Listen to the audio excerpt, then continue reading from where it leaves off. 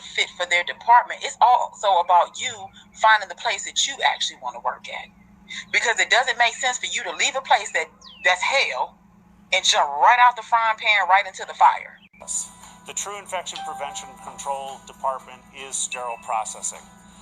It is our job to make sure that we prevent the infections for patients for any of the products that we process before it even gets to them. So in fact, you are the infection preventionists. Hey guys, welcome to the Process podcast. It is Wednesday, 17th February. Welcome. Okay, so welcome. Thank you. Welcome, Selendra, and welcome, Harry. So this is the show you want to be watching or you want to be a part of in 2021. Yes. This is entertaining and educational. Well, you definitely want to be watching if you're wanting to look at our beautiful faces and stuff. Maybe not hear anything at first, but trust me, we'll warm up. Yeah, we warm up pretty hot, like a old iron. Right? I remember those old irons too.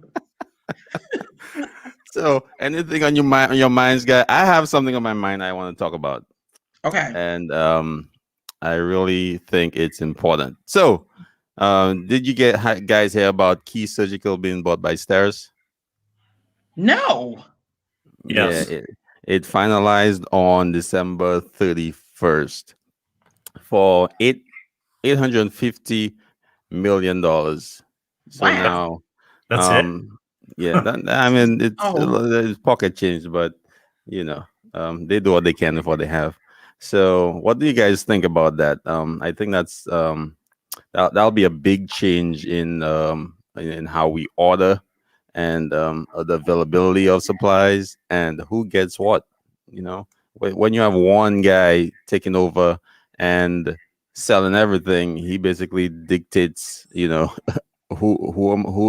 who deserves what instrumentation, who deserves what supplies, and who what region of the country is going to get it first.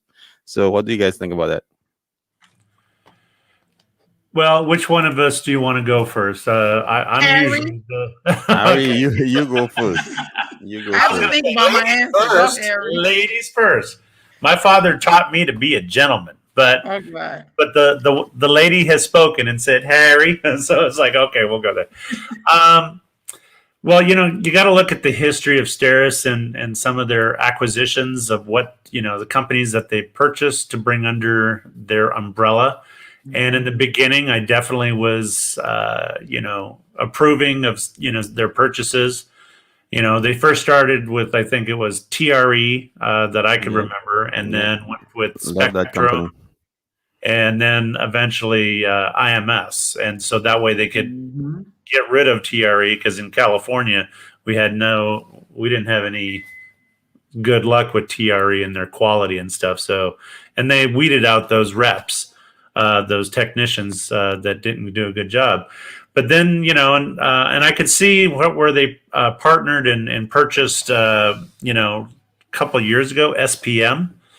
And, I think that was a good purchase. But now when you're going into the different supplies, at what point, because I fear when companies try to do everything, become everything for everyone, and then I think in the long run, there's a possibility. I'm not going to say, Sterile has done a pretty good job so far, but there's a possibility of, the quality of service may go down.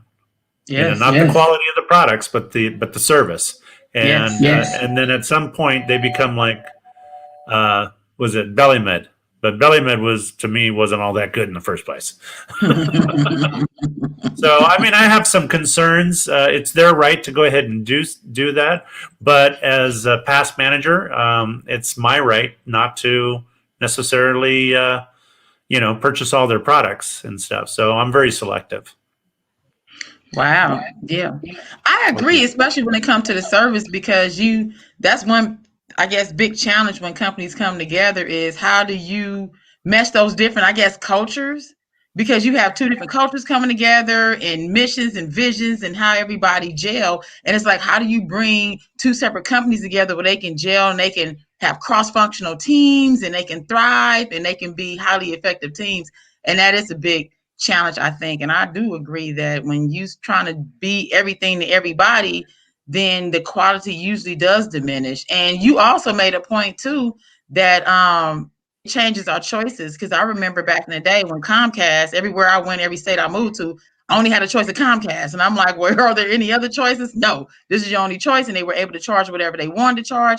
And that was kind of unfair. So it'll be interesting to see what happens in the future. Yes, definitely. I was wondering, how much does Key Surgical play a role in your area? Are they a big part of your supplies, or not so much? Who are you directing that to? Harry. Okay. Well, in all of my departments that I've managed, Key Surgical, as far when it comes to brushes, yeah, they're the only ones that I purchase. The quality is there, and also always loved the fact that the reps were more than willing, and they would have to travel. I could set up an in-service, generally a couple weeks down the line, and the rep would fly into town in order to do training for us, not just on brushes, but on different topics that they deal with and know about. So, but they have a lot of other different products that like baskets and stuff, and I have that's where I go to, like Aesculap or Genesis and some of the other companies. Okay, Selendra, have you had much experience with Key Surgical? Yeah, only really the brushes. That's the only thing I had experience with them. I never even encountered a rep before with Key Surgical. No. Okay, all right. So you know what time it is. We will go into the news you could use. Oh my goodness. In 10, 9, 8.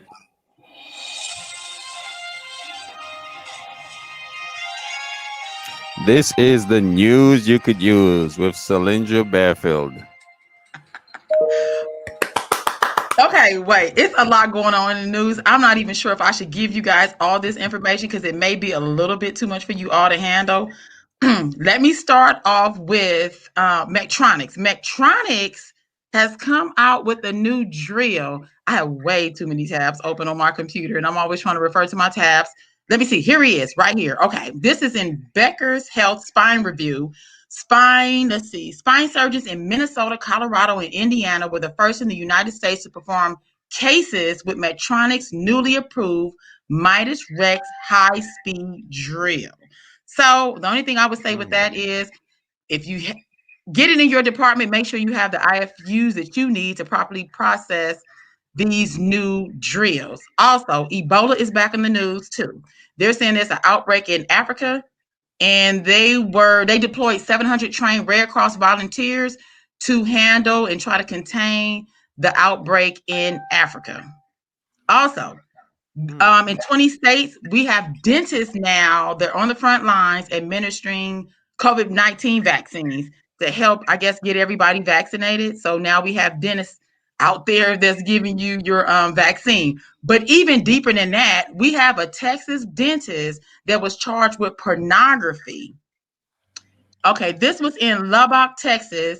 There was a dentist, Dr. White, was indicted February 11th for production of child pornography, receipt and distribution of child pornography. There was also a family that is suing him for running a child pornography ring. Okay, that's not it. I still have a little bit more before you let you go. There's a doctor called Dr. Death. Now, this is also in Becker's Spine Review.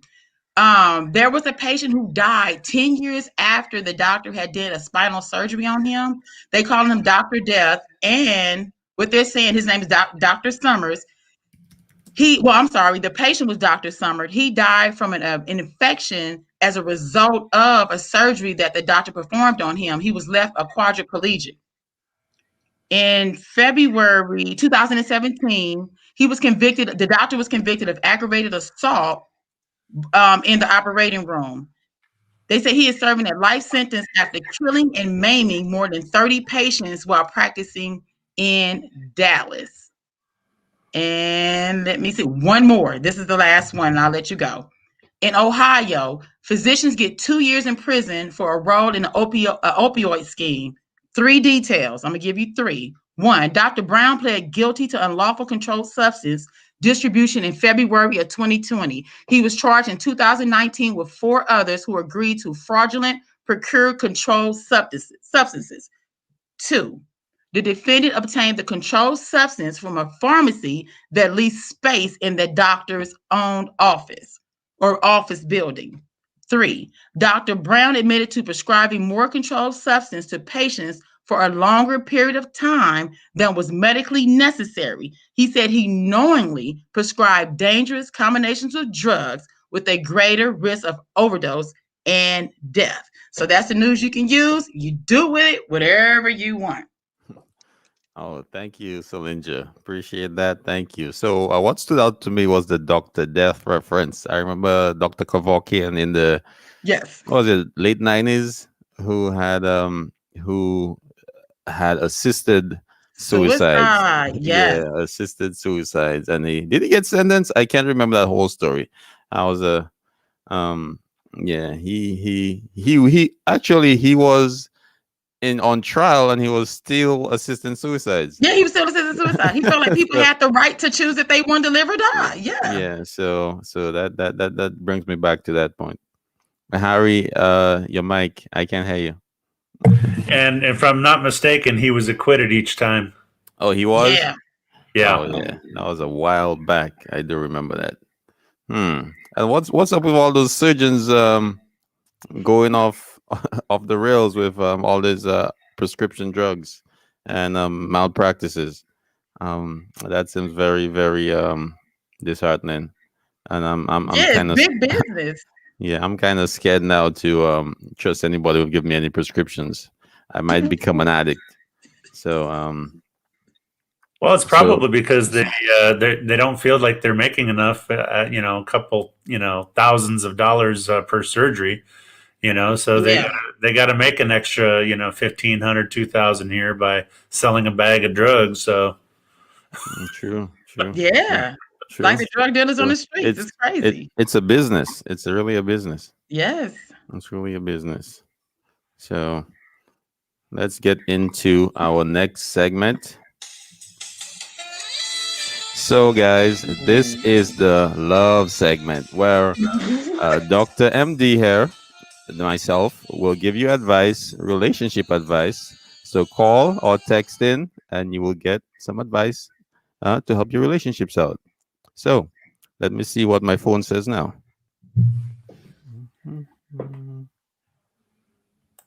Any messages coming through? Oh, I have a message here. Okay, who is this? Okay, so I won't say the name of the person, but Anonymous says, my supervisor is asking me out. What should I do? Oh, wow. What? Well, yes. That so first of all, I believe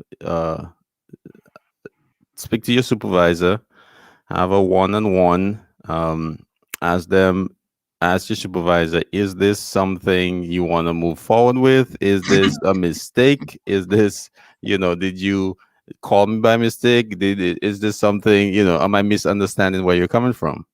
Now, if the supervisor persists, I believe you need to take that to through the chain of command, take that to your manager and HR and let them know the situation. So anybody else? Harry, what's your advice? Let's see here. Well, first of all, is your manager good looking? That's so it can be subjective or something like that. Are you gonna get a big raise out of it? That's possible. If you're not gonna get a raise, no. If they're not good looking, no. And no, it's just put a little bit of levity because it really is a serious situation. Yeah. Managers should know best not to ever approach an employee. Now, if they really are attracted to their employee, my suggestion to the manager is transfer to a different hospital, and then at that point, go ahead and try to pursue a relationship. But if that person is not wanting a relationship, then you need to, find somebody else. Go to date.com or whatever right. Plenty of fish in the sea, that's, so it's, I've been a manager, and one thing I've always done is when I have women come into my office, first thing, I don't close the door. I make sure the door is open, or I make sure that another female's in the office as a witness, one of my supervisors. And when I'm out on the floors, if I'm talking to female employees, my hands are always behind my back. So there's no indication of that I'm trying to be inappropriate in any way. We have enough to concentrate on in the department, taking care of patient care and supporting the surgery. So I think it's if somebody is coming to you and pursuing it and it's unwanted, at least give them one opportunity to say, you know what, thank you, but no thank you, I'm not interested. And if they continue, go to HR. Mm-hmm. Yeah, I definitely agree with that, because that's the thing. I think you should at least let them know, hey, I'm not interested, because they could have miscommunicated signs that they thought that you were interested and you were just being friendly. So you should, if you're comfortable, verbally tell them that you're not interested or you're uncomfortable, or send an email or whatever. Otherwise, take it to HR. And I actually had to do something like that with a coworker before. They wasn't trying to ask me out on the date, but it was just a conversation, and the language they were using made me feel uncomfortable. And I let them know. And once I did that, they did stop. Now, on the other end, it's kind of interesting because you have some managers that are touchy-feely. Like you said, you talk with your hand behind your back, and some of them like to touch you on your shoulder, or, just to let you know, hey, I'm listening to you or whatever. And you have to be very cautious to do something like that, because it will make somebody feel uncomfortable. You're invading their space, and they may misinterpret what you're doing. So, yes, I think you should let them know that, hey, I'm uncomfortable with that. I definitely agree, Selendra. I definitely agree. Especially, what do you think about technician to technician versus supervisor technician? What is that? Okay, is that a different situation versus a supervisor to a tech? Well, okay. So here's my opinion. Okay, so as far as human resource go, from my understanding, that is okay, tech to tech. I wouldn't, and I don't know if I wouldn't want two employees that are dating in the same department. I'm going to tell you why.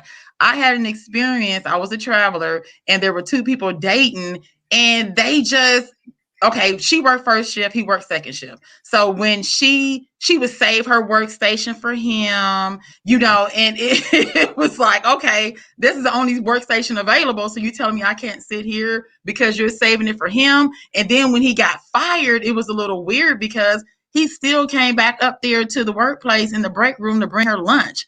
And I was just like, okay, this is a little weird. So when it comes to the point where they can't just be individuals at work, you know what I mean? When you can just tell that they're so caught up with each other, they're taking home and they're bringing it into the workplace, that's when it becomes a problem. But if you can still operate independently of the other person, I don't think it's a problem. Yeah. True. Harry? In the beginning, it's not a problem when they're in the honeymoon phase. But when they get towards the end of the relationship and they break up, I've actually witnessed when I was a young tech. Luckily, thank God for myself. when I went into sterile processing, I was already married, Okay. so, and this coworker, was dating another coworker.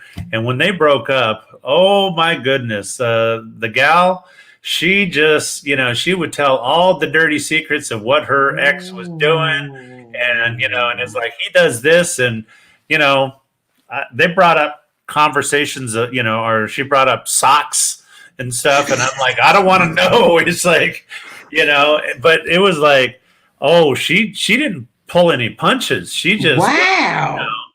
And, this was close to the 27 years ago. Ooh. So honestly, I can't remember her name, but I remember Barry. And anybody who knows me and worked with me 27 years ago, they know exactly who I'm talking about when I say Barry. But it was like, all in. Oh my God. Yeah. Wow. I'm against it. It's again, everybody's an adult. They can do what they want. Yeah. I just think it's just if you're going to do that, somebody move to a different department. Because when it turns bad, it's just not good for everybody. So I didn't think about that. When it turns bad, only sorry to disagree with you, Selendra. When it goes south, it goes south. Yes. Basically. So thank you. Right? It goes really bad. So that's the end of our love advice segment, guys. Thank you. And we'll be back on the next episode with more love advice. Sterile processing. So let's get into some real business now. Okay. So seriously, actual business. So what are the best businesses around the sterile processing that one would get into, or that's easy? Like, you want to do something on the side, what would it be? Or you want to leave your sterile processing career and move on to something else? What would that next step be? Harry. Okay. Now, are we talking about a career advancement or actually entrepreneurship? Both. Mm-hmm. Well, honestly, I would suggest anybody wanting to branch out and get out of sterile processing, but kind of still stay in the field. I've seen coworkers go on to companies like Carl Storz, getting and stuff, and going into sales or the repair side, and get some experience. So you don't want to just be about sterile processing, but get the ancillary areas of what the field can provide, and get some experience. If you're going to be an entrepreneur, you can go into education, consulting. Mark that off. But you have to. And I've done that. I've done the consulting here and there. I focus on education, but my partner does the consulting side. But I think that's going to be the growing field coming up, because there's thousands of hospitals and just a handful of actual consulting companies that deal with specifically for sterile processing. Oh, that's good. I had a list going on here, but I had to mark some of them off, Harry, because you mentioned the ones I wanted to talk about. Okay. Oh, man. Right. Okay. You told me to go first, Selendra. No, I'm not going to do that next time. It's my turn first. Okay. So I guess, so the first thing I'm thinking of, think about those pain points and think about solving a problem. Something that you are trying to figure out yourself, or that can make your job even easier. So I came up with, we always dealing with missing instruments. We're always dealing with turnovers, and we always dealing with late vendor sets.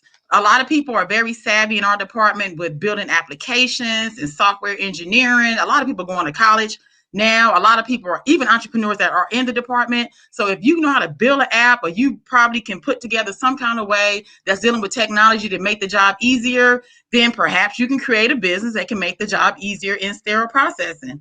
And then also couriers. You have people that take these instruments from hospital to hospitals, from the vendor trunk of his car to hospitals. I actually met a vendor and talked to him, and that was his hustle. He started that as a side hustle, and it became his job to move those instruments from place to place. Even hospital to hospital, you have sister hospitals, and stuff need to be transported. And sometimes people don't really know how to transport it. So what'll happen is it'll leave one hospital, and they got to go through the whole entire SPD process before it's ready for a case. But if it's properly transported from one place to the other, then you can have that instrument ready to be used when it gets to the location. If that chain of, I guess, handing it over is up to standard, according to Isham and Amy and all the rest of her sisters.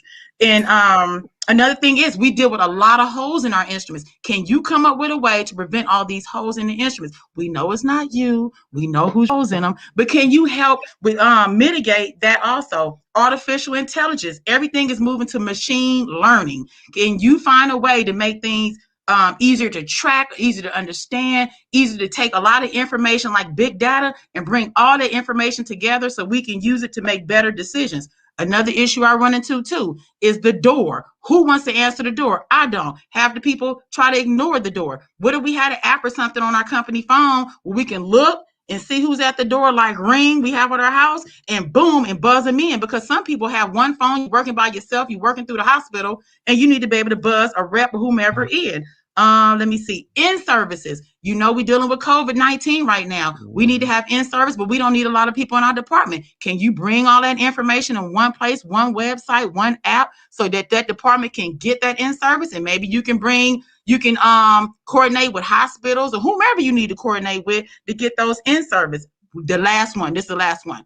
The 400 hours. You have so many people trying to figure out how they get their 400 hours. Can you bridge the gap between that? Can you get partnerships together so people can get their 400 hours? People are sitting around here and their time is running out, and they're on those provisional certifications, and it runs out, and they spent their time and money for nothing and can't get certified. So there you go.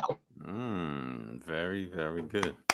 So can I interject here? I really want to take issue with the fact that Selendra was complaining that I took some of her topics, and she just rattled off a whole bunch. So she got all the answers. No, just kidding. I ain't leaving. I like looking at my face. So the options I do have for a secondary income or business outside of sterile processing, I like the consulting aspect of it. Yeah. Consulting, we have a specific set of skills, as they have as said in that movie Taken.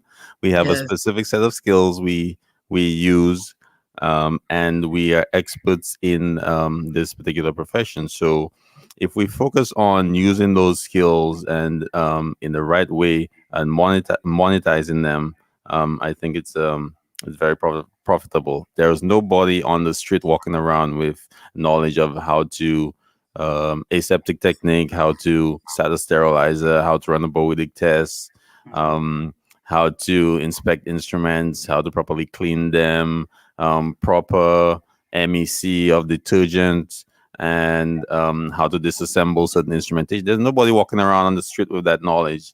Not even the people in the operating room sometimes have that knowledge. Sometimes you get instruments coming back down assembled. You're like, why can't they take it off? Oh, we don't know how to take it out. Yeah. The rep put it together. We don't know how to take it apart. So we're walking around with a wide array of skills and knowledge, and we could definitely use that to be successful on the outside of sterile processing. Also, I like the innovative aspect, inventing. I also like that. I have a couple inventions of my own I would like to get on board with, trying to move forward. But the price of actually putting forward an invention is very costly. I went to a manufacturer's expo about 2 years ago, and the cost of making a mold is about $20,000. Wow. And that's a 2-piece mold, and most molds are 2 pieces. so you can't even cut costs on that. So it's about maybe $10,000 to $20,000 for one mold. And that's if you want to make a ball, because a ball has two sides. a right and a left. You stick it together. It's round. It's two. It's if you want to make a sphere, you have to put two sides together. So the base price is about $20,000. And I went around to get quotes from plastic molds to metal shaping. It was about the same price. I wanted to make something. I won't say it now because I might still, get right. To put that forward in the future. But I wanted to make something to monitor sterilization. Basically, it's a simple little thing, but just to make it was so complex. Wow. But I still have it in my repertoire. There was a company that made something similar to it, but mine would definitely take out a whole side of purchasing a certain item for your department, and you only have to purchase one or two of that product to eliminate that whole side of purchasing a certain monitoring tool for your department, and that would save a lot of money. But I have no money right now to put into that, so it's in my books yes. to put out eventually. So those were the two main things I really like. Also, I started an apparel store during the pandemic. As you could see, yes, the process. So I have a couple businesses on board. I create apparel for them with their logo. I also sell on my Etsy store, and my e-commerce store. I sell through a couple of third parties, and it's been very successful. I think I haven't put too much energy into it, but it's there and it's running, and it's sterile processing based. But I have also diversified and added some new products in there. And I've learned a lot about the apparel business, clothing, different textures, prints, and so on. So if anybody wants to get into apparels, I think that's definitely a good low effort, great reward type of business.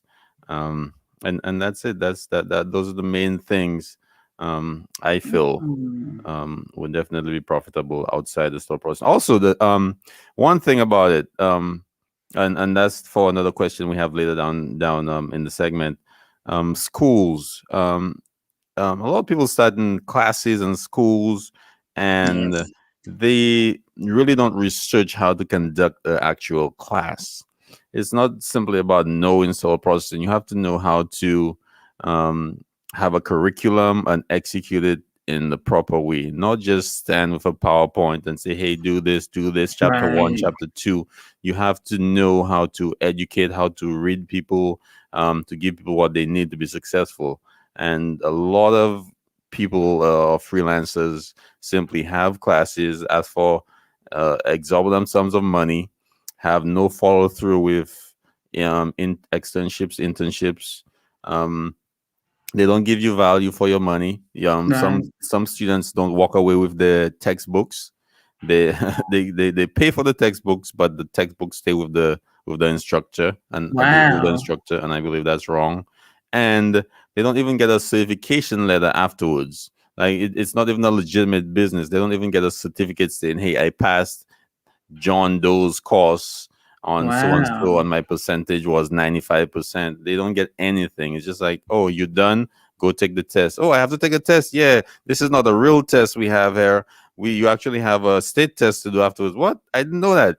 "Oh yeah, by the way, you have 400 hours to do at another hospital." And people walk away and very disgruntled. So not to cut off anybody on the next segment, but that's how I feel about if you're going to teach a class, make sure you educate yourself on how to properly teach and educate someone. All right.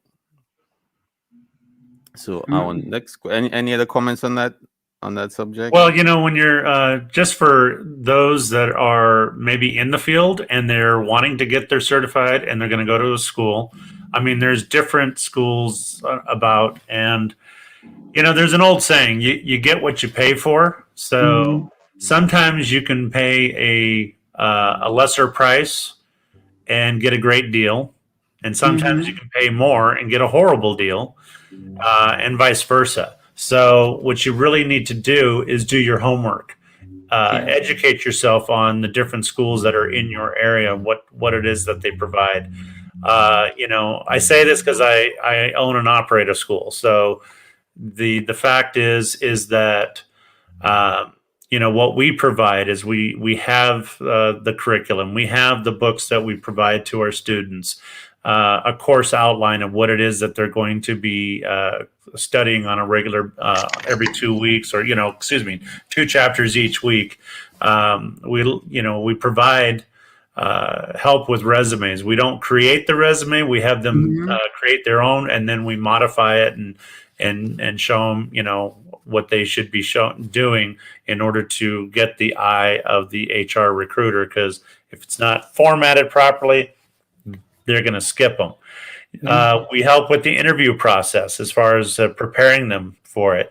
The internship, we don't have affiliations with every hospital, but we've actually, in our local area, and I cover what's called the Inland Empire, which is Riverside County, San Bernardino County here in Southern California. We also cover Los Angeles, Orange County. And so there's 4 counties, and we have at least 2 or 3 affiliation agreements. So we're able to provide the 400 hours. Some students don't want to travel. They think it's too far. Okay, well, then they can find their own hospital. And when they go outside the affiliation, then they have to make sure that either they have insurance to cover themselves for liability, or that the school will still cover them even if they go to a non-affiliated hospital. Because actually, that's how we got some of the affiliation agreements, is students found the hospital and came to us and say, hey, they're willing to do it, but they need a contract. Great. Wow. So, but we do provide a liability policy for them. So it's important to look all of these things, and there's a ton more things, that they need to be looking at in identifying what is the right school for them. Yeah. So, so Selendra, how do you weed out a bad school? How do you know? What's your opinion on what has been your experience with bad schools, and how do we point someone in the right direction? Somebody says, hey, you know what, I want to take this course. I'm so excited. I want a career. I don't want a job anymore. I'm tired of pushing carts. Little do you know, you're going to be pushing carts in Sterile Processing. They're going to be heavy carts too.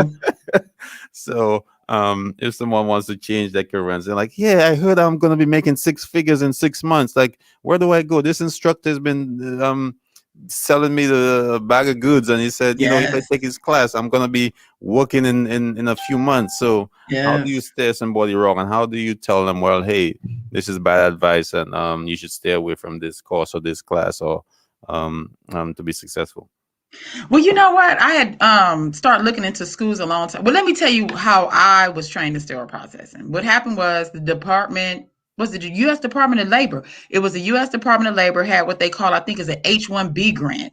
It's an H-1B grant? Yeah, it was an H-1B grant. They came to Long Beach, California. And I worked at Long Beach Memorial Hospital, and it was a 30-day, 40-hour-a-week training program. And then our externship was at Long Beach Memorial Hospital. So it was fully paid for by the government for the most part. The best way so after that, I end up looking into what is everybody else going through to get certified and get their training. And I looked at different, like commercialized schools you see on TV, or the ones you see, in the paper. And a lot of them were saying, hey, our classes are taught by doctors and all this other stuff. And I was like, wow, the doctors teaching sterile processing class. So for me, that was one red flag, because I was like, well, that's not necessary. And then most recently, I had reached out to at least 5 within the last few days to get some information about their school or what have you. And I would say only 2 responded. So to me, that was a red flag, because if I can't email you to get any information about your school, it makes me wonder, like, who are you really? Also, with me, I did research, like I'm used to the university level. So usually I go to the Department of Education, but sterile processing is a lot different than that. So I would definitely ask around. I would ask people that I know who've been to different training schools, like Purdue. We know Purdue also has a training program, and it's something they're reputable. Oh, Harry, what was that? Okay, because I did get a response from them, and they were saying their course is like $300, but they saying that they can't help you with your 400 hours, so you're on your own. Ding, ding, ding, ding, ding. That's it. Yeah, they did say I understand that Purdue, they partner with Isham. Yes.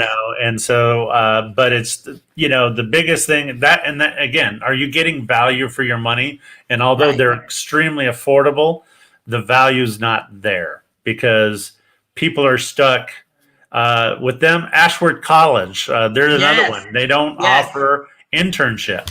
And so, and they're affordable too, but and Purdue's not going to help with your resume. They're not going to help you with your, interview skills. So yes, if you're just wanting to take the course and you have an understanding, I've had students come to us that have gone through the Purdue program and they still ended up having to pay our fee to take the course over. And when they finish it, then they're complaining because not to us, or about us, but they're like, why didn't I find you in the first place? It was, that was a waste of money to go to Purdue or Ashworth, and also you got these individual instructors out there that are approved by Isham to teach. And my daughter went to, did that, and the teacher was good, but it was like, it's kind of like left on your own as far as how to study. The instructor didn't say, well, this is what you should do. Break it up. Read 20 minutes, at a time.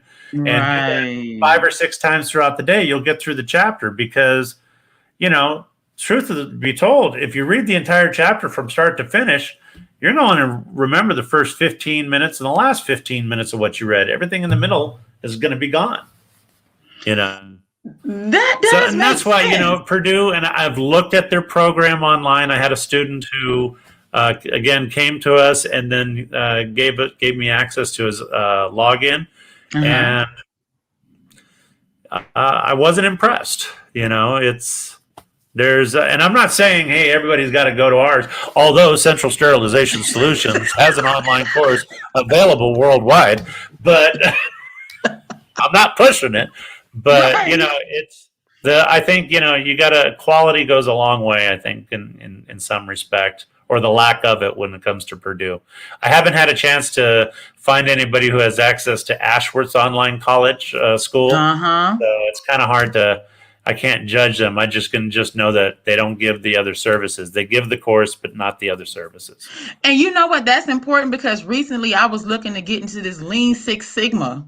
And I was comparing different courses, and one of them that stuck out to me that actually called me today, where they added all those extra services, and one of them was they'll hold my hand a little bit if I need that. Me having access to the material for a lifetime, when some places said, oh, you only get it for 6 months, and some of them do just give you the book. So I didn't think about that. That is true, to look at all the other services that are available, and can you call somebody and can somebody be there to assist you when you do have questions, because otherwise you can just buy the book and just kind of figure it out for yourself. So Harry, you're right.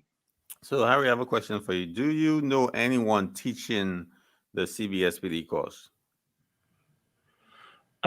Predominantly, I usually say they are the school that shall not be named, but since you're asking me, predominantly in Orange County, you have Martinson College that teaches it, and they only teach the CRCST course to individuals who are currently working in the field in sterile processing, but they primarily teach the CBSPD. What's their reasoning behind that? I think that's just, perhaps the owners, when they got their certification, they were certified through them. And so, that's how I taught the Isham course, is because, my certification's through Isham, and it just made sense, to teach, what I know.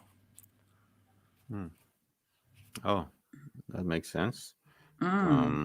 I was just wondering. I haven't heard anyone advertising the CBSPD course as the main the main source of literature. Me either. So yeah, I would stay away from CBSPD only for the fact that, well, a couple of reasons. Number one, they only, in certain geographical areas, like say in Southern California, they only come to Southern California 4 times a year, where they authorize the test for certification test to be taken. So, I mean, if you want to have access to the others, you have to find out where they're doing it in California and schedule it, and you may have to travel, a couple hundred miles, 8-hour trip and stuff. So the other reason why I don't like CBSPD, and I'm not saying they're not a quality organization. I'm not saying that at all. I'm not saying their course curriculum is not good. It's just that, when it comes to your CEs and, they have certain rules that, okay, you only recertify once every 5 years. And a lot of people like that, but then it's a mad dash to get your CEs. Yes. And then they have stipulations that, okay, well, you need 100 points. We'll give you 50 points right off the bat if you're full-time in sterile processing. Well, what about those interim? What about those part-time people? Yeah. They end up having to find CEs for all 100 points. And when I was doing a stint up in Oregon, I had an employee who she got her notification and it was time to renew. She submitted all her points. She paid her fee. She sent it to them, and they turned around and told her that, sorry, we can't find your records. You'll have to retake the test.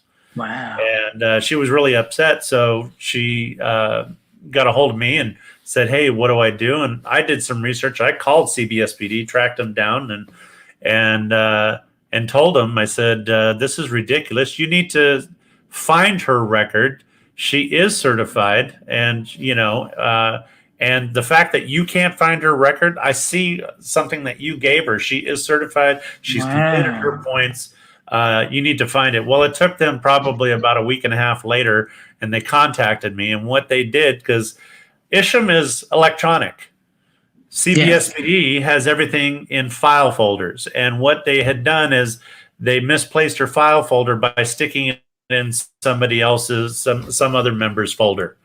And so they finally did find it, and she got it. But I'm like, how are you not electronic? That's and how do you how do you just go and tell somebody, well, you got to take the test? We can't find it. Let's see if we can find it and go through the files. It wasn't until I got involved and actually what did the trick. And I said, okay. I said, I know you don't know who I am. I said, but I'm a big deal when it comes to sterile processing. And I'm not. I just said that to them. And I said, I will make it my mission to make sure here in Oregon that everybody switches over from CBSPD to ISHM. And it's it'll be my mission to put you out of business. Well, that's when they said, well, let's take a look, and so they found it and stuff. And then after that, I was very gracious and said, thank you very much. I appreciate you doing that. And the teddy bear side of me came out. So.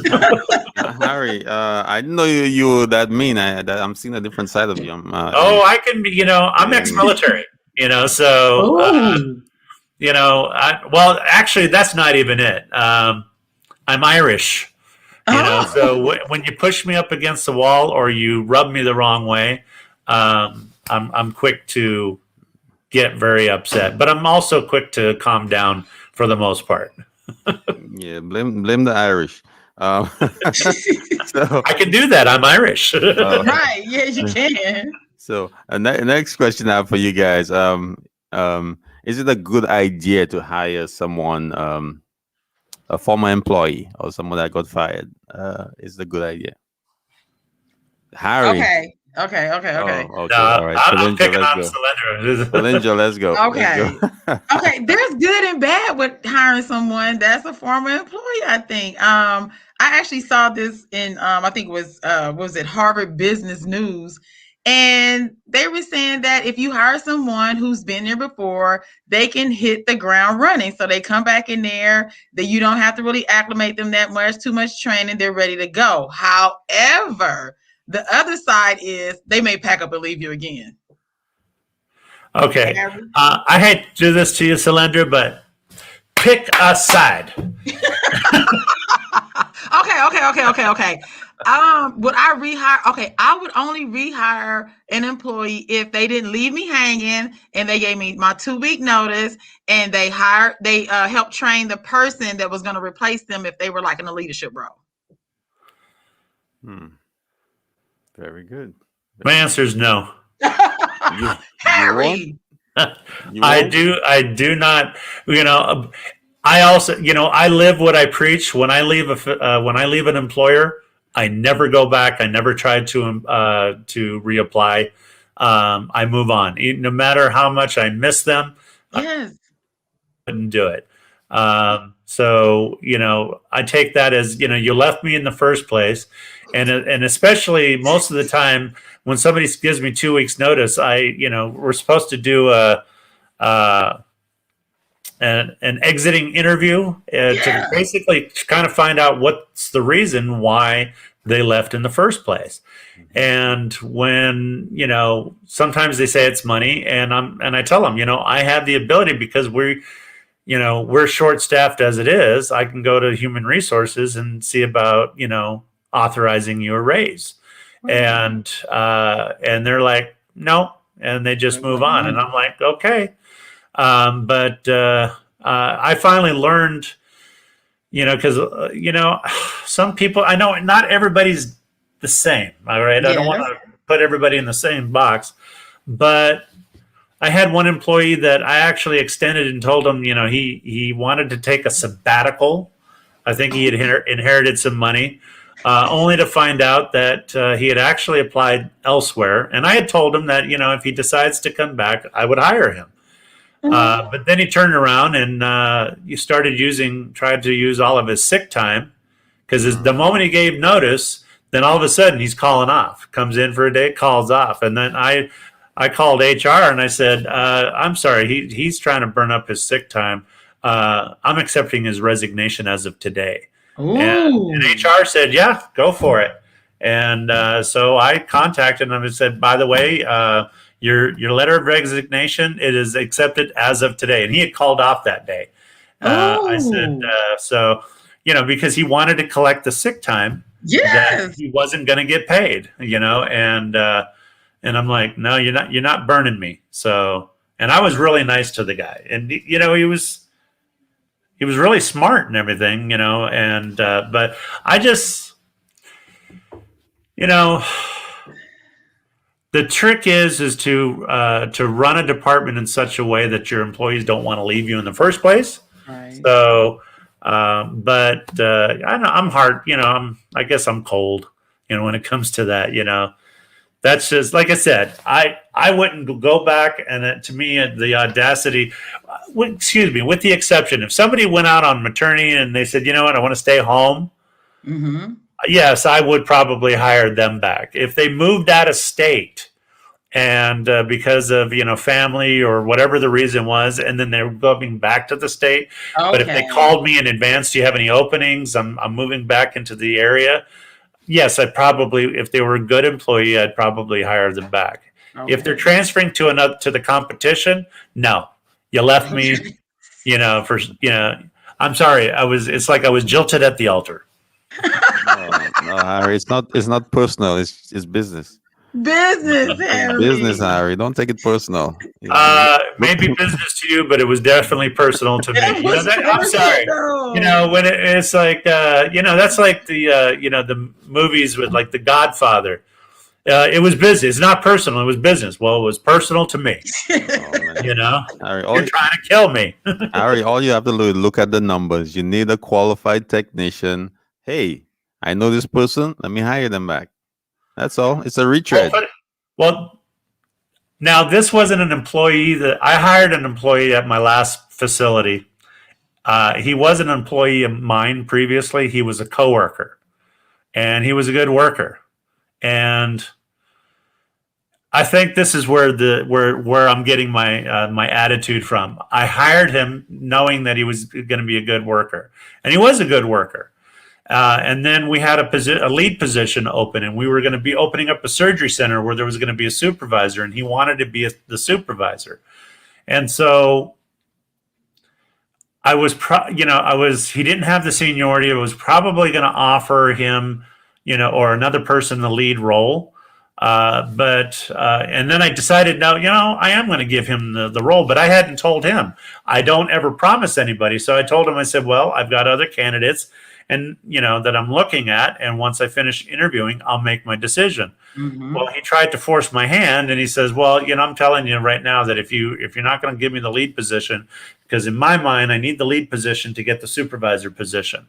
And he says, if you don't hire me for the lead, I have to give you my resignation. So he threatened me. So I gave him the lead position. Wow. 3 days later, he gave me his resignation. And I accepted it that day and say, thank you, today's your last day. Wow. I said, as a matter of fact, he came in. Well, the good thing was at the end of his shift, he worked graveyards. So he came in the morning, gave me the resignation. I said, thank you. Today, this would have been your last shift then. He goes, I'm giving you 2 weeks notice. And I said, I have the right to accept it as of now. And I'm accepting it right now. Thank you. Pack up your stuff. Give me your badge. Oh my God. He threatens to, for me to give him the position. I give it to him, and then he turns around and resigns. Yeah, that was dirty. And I'm like, no. Yeah. And so that guy definitely, if I've ever seen, that's not a rehire. If I go to another facility and I see him, you're not getting hired here. Oh, y'all would have taken that personal. That's personal, Deannard, right there. That's personal. Yeah, that's personal, Harry. That's personal. But don't tell HR that. I did tell HR. And they said you did the right thing. Oh man. But that's a good conversation too about the 2 week notice, because it's like, does it matter? Should you? Shouldn't you? What do you do, Deannard? We need a conversation about that. Yeah. Technically, it's supposed to be minimum is 3 day notice, but that's for Walmart. That's for Jack in the Box or some job like that. Okay. We're in a professional field. The idea is to at least give a minimum 2 weeks notice. And then as you go up, climb up the ladder, like if you're in management, I've never given less than 6 weeks. I've always given my manager at least 6 weeks notice that I'm leaving. Okay. And if I was a director, I'd probably give 2 months or, even longer and stuff like that. But I've always left my employers good. My last director, asked me to stay on, and then COVID hit, and I'm like, you know what? I really could have accomplished a lot, and I could have, had a few extra bucks in the bank and stuff. But hey, my dream was to go full time and concentrate on the school, and I think I made the right decision, because it's led me to here in this box that I'm in, talking to everybody in the world right now. No. Take me off the main screen. Yes. So I have one more question, guys. Okay. Do we take any concepts and principles from work and bring it home? Any concepts? Let me start. Let me go first. I don't think I take anything from home, but I did house cleaning way back in my other life. So I kind of take that to sterile processing, and I'm kind of a cleaner in the department. Closer, cleaner. I'm a cleaner. So, right. So I wipe down, I organize, I put things in place, and I remind everyone to do the same. I have Wednesdays. Wednesdays are wipe down Wednesdays. Wow. Yep. And so that's my theme every Wednesday. It's wipe down Wednesday. So if you haven't wiped down anything all week, it's your day on Wednesday. So so that's basically the only thing I think I really take. I'm not the cleanest person in the world, but I definitely try and bring that to the job. Me, No, because I saw that post and I had to think about it that I have my, my espresso machine, and I didn't realize it came apart, and I've been operating it for like 2 months, not even realizing that the flavor had changed until I saw Harry's post. And I was like, I didn't know. So no, but sterile processing stays at home. I don't do anything any different. Yeah. So referring to the post is like, we know what to do at work. We know the process of cleaning and the concepts and everything.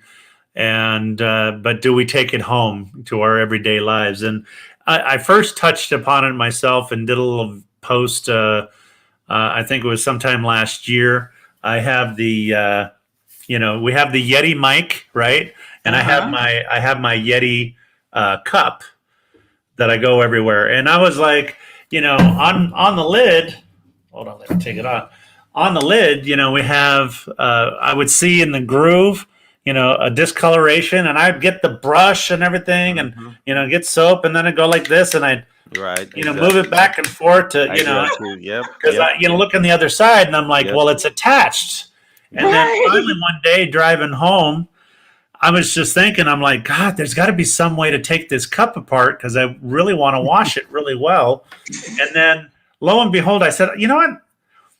I wonder if I can just, if I break it, if I'm going to break it by pulling the lever off. And I pulled on it, and come to find out, oh wow, it's magnetic. What? And it was like, now you can see, I don't know if you can see it very clearly, but in there you can let's see, Yeti. Let me blow you up. Let me blow you up. Put it back. Let me blow you up. Hold on. Let me dry it off first. But in there you can see Yeti. Yeah. On the lid. But when I took that thing off, you couldn't. All that was in there was bioburden. It was filthy. You couldn't even read Yeti.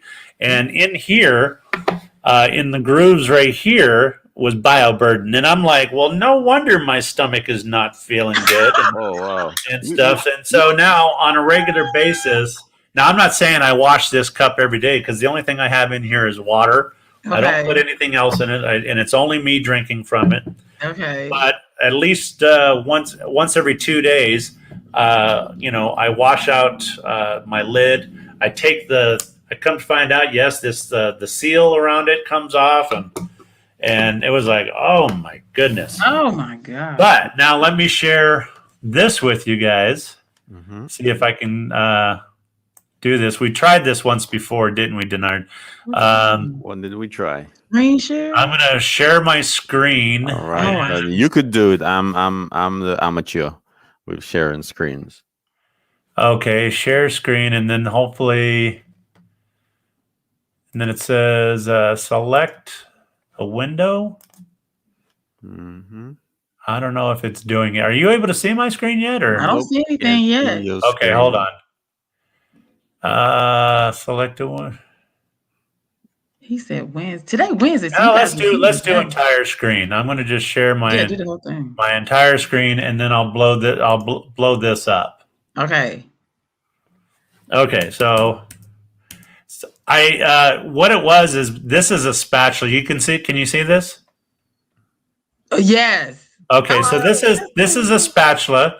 For cake mixing and stuff. And then I noticed that one end, and I don't have a picture of it, one end of it was off. And I'm like, oh, it comes apart. And so I looked at it, and I'm like, all right. And then I pulled that, the rubber. Let's see. Can you see my mouse? Yes. Okay, so I pulled this off, and on one side, I saw that. And on the other side, it wasn't as dirty. But this, when this just like, oh my goodness, I am absolutely disgusted.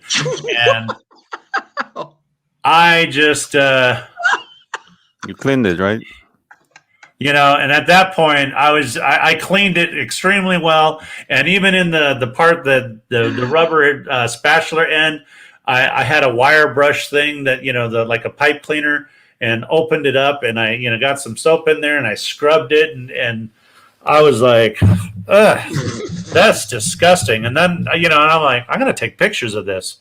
And that's why I said, we know what to do at work, but do we bring these concepts home? And it's like, I know I don't, because I never, that is, I'm telling you right now, that is at least 5 years worth of buildup. Oh my God. You keep these utensils that long?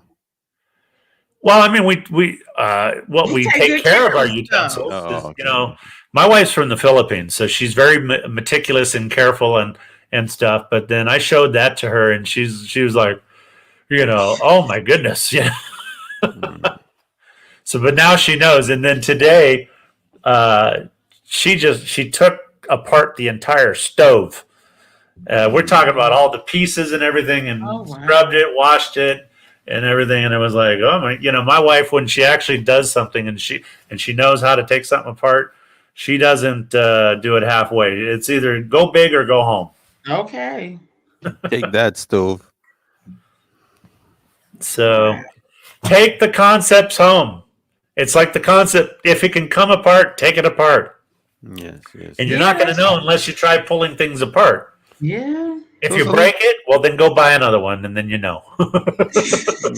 So that's So Selendra, I heard you something is going on with you. Another podcast. What's the? Oh my God. Okay. Yeah, because the news, and you know what? I'm not even sure. I'm just throwing everything in the fire or throwing everything against the wall and see what sticks.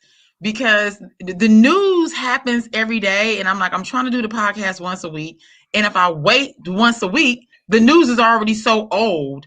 So I said I needed another outlet to help me get the news out there. So when I find something newsworthy, like these doctors going wild, then I'll just put that out there immediately. Very good. And I will also be doing some one-on-one interviews of some professionals within the business. Yes. And you guys will be on there too. So it'll be a simple, short segment. I'll be asking questions about your life, where you came from, what you did before Sterile Processing, and where your career is going, and just so that they just give people a voice to voice their life experiences and to share what their interests are. So I will be doing that on the 20th. I have a guest who has a school. It's not Harry, but he runs a school. He's from the Philadelphia area, and we'll be doing a live on, I believe, Saturday or Sunday. So stay tuned for that. And I have a couple other people on board I'll be interviewing also. So I just want to give people a platform to share their interests. Yes. So that's what I'm getting into now. Well, you know what? Speaking of opportunities, I had somebody processing field, the video podcasts that are out there, and so they called me and they wanted me to host a show. And so I haven't said yes. I didn't say no. I just told them, well, that's interesting, and so we're going to be talking probably in the next couple of weeks and stuff. So because I was like, well, I've already got a show. It's called The Process. I mean, just kidding. But it is. It's actually SterileMD's show. This, by the way, Selendra and I are guests. SterileMD. It is his show, and and I like it, and I enjoy being on it. And I don't see that it's going to probably interfere. It shouldn't interfere that if SterileMD ever wants to invite me on again. He might say, well, you quit on me and I'm not going to rehire you. You know what? If you leave, what I'm going to do? What? What? I couldn't even hear it. You got to get it closer to the mic. Yeah. We need to build a wall. Oh. Well, you know what? I'm sorry. What I got to say about that is And wait a minute. Need to build a wall. That sounds familiar. Is that our ex-president Trump? Yes, that's the guy right there. Well, you know what? I don't know if in today's society, if that's a good thing to be bringing up right now. People, we got open sores and stuff, so I'm taking issue. What is that? If we build that wall, keep SPD great. It's about SPD. Yes, it's about SPD. Keep it great. Bring it back. So guys, thank you so much. I'll do a little outro with your little commercial here. And this is the only place, guys, you're gonna get promotion like this. So if you go anywhere else, you guys on your own. I won't be doing any side videos for y'all. So you know what? Just to promote this for you, SterileMD, is that those of you that watch this after it's closed, and because it's on Facebook to be seen over and over again, there's a number. You got to get the notifications that he's going live, and call the number at the top. And he's pretty sophisticated. That's how we first met, because I called in. I decided, I'm like, I wonder if that number really works, and I'll go live. And yes, sure enough, I remember that. So please, guys, call in when the show is live. 505-4205-SPD. The number actually works, so please call in. We'll be doing a couple more skits and just more entertaining areas within the show, because no one wants to listen to Sterile Processing for an entire hour and not crack a smile or laugh or and sometimes it's a little boring, but we try to make it a little lively. But it's the main theme is around Sterile Processing. So I have to apologize that I was off my game today. I know I wasn't funny at all, and I really apologize to the audience. I will do better next time, if there is a next time. there is a next time. Always welcome, and I think this show will definitely get more buzz. Somebody actually called me on Sunday morning and say, "Hey, I heard you on Facebook." Somebody actually called them, and I was like, "Oh wow, word gets around." Yeah. So guys, thank you so much. I will do a quick outro. And so the interview is not just about them looking for a good fit for their department. It's also about you finding the place that you actually want to work at. Because it doesn't make sense for you to leave a place that's hell and jump right out the frying pan right into the fire. The true infection prevention control department is sterile processing.